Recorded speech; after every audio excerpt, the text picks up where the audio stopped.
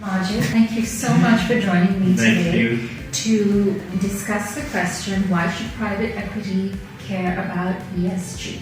When ESG started becoming mainstream, it became mainstream in the publicly listed markets first.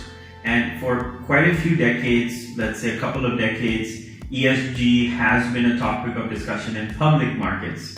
But the interest for ESG in the private markets is very recent.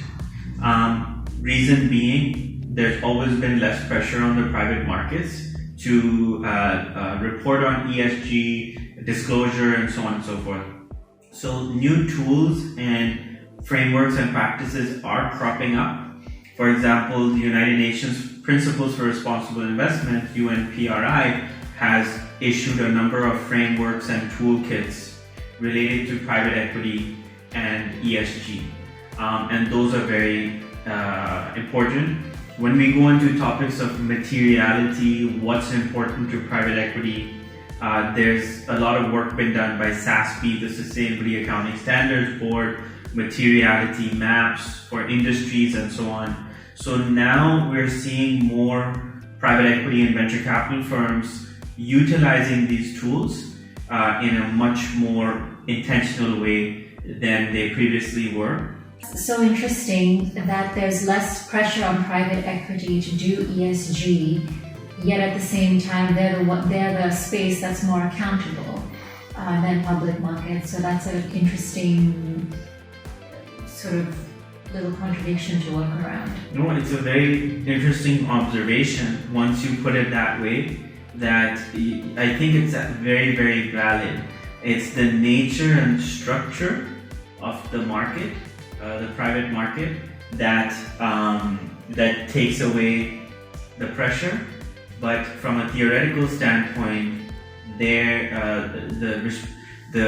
active involvement, which is a term that's often used in the private capital industry, active investment or active management within the private capital investment sphere, as opposed to the more passive investments, create more responsibility. So it is a very interesting space to work in due to this tension and due to this kind of paradox that exists.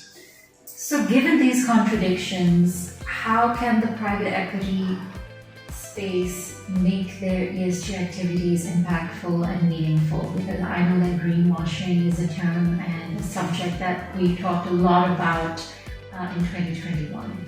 And so there's two things that I'd like to mention is, number one, a lot of times private equity venture capital firms dive into sustainability reporting. In the absence of data and the absence of ESG policy and strategy. So doing a baseline data to see where do the portfolio companies stand, where does the portfolio stand on ESG metrics, and benchmarking those metrics against some standards can give a very good barometer or a thermometer check on whether the portfolio is doing weakly or averagely or well performing. My second advice would be that firms should not think of themselves as low carbon or having a low footprint or assume that.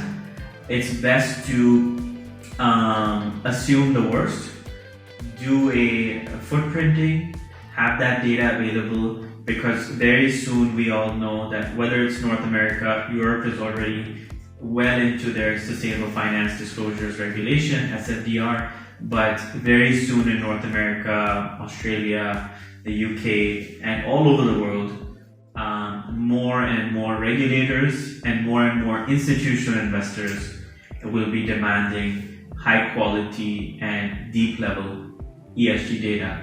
Majid, thank you so much for sitting with us today and talking a little bit about why ESG is becoming increasingly important to the private equity space. Thanks for the awesome questions, and really look forward to reading your piece about this topic as well.